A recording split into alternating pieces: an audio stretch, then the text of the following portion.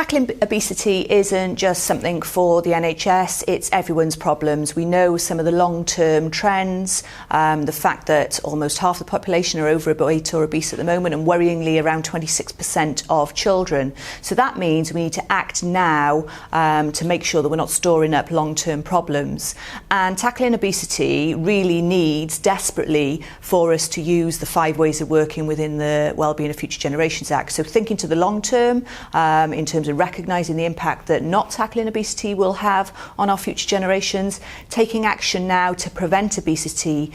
in the first place, doing that in an integrated way, so thinking about the things outside of the NHS which actually have an impact on obesity or could have a positive impact in preventing it. So things like improved public transport, getting people able to walk to the nearest bus stop because they know that they're going to have a reliable public transport system, so they won't need to use their car. Thinking about how we plan our communities, our housing estates, whether we give planning permission for takeaways, how we're thinking about licensing policy, how we're thinking about things like a sugar tax, and how we're thinking about perhaps cutting, or actually we should be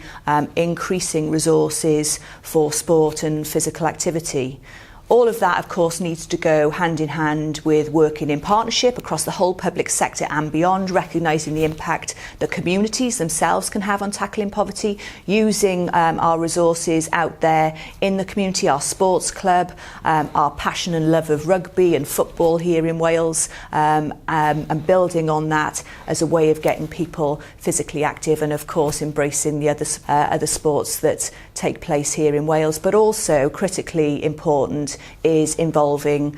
people in identifying the solutions. People who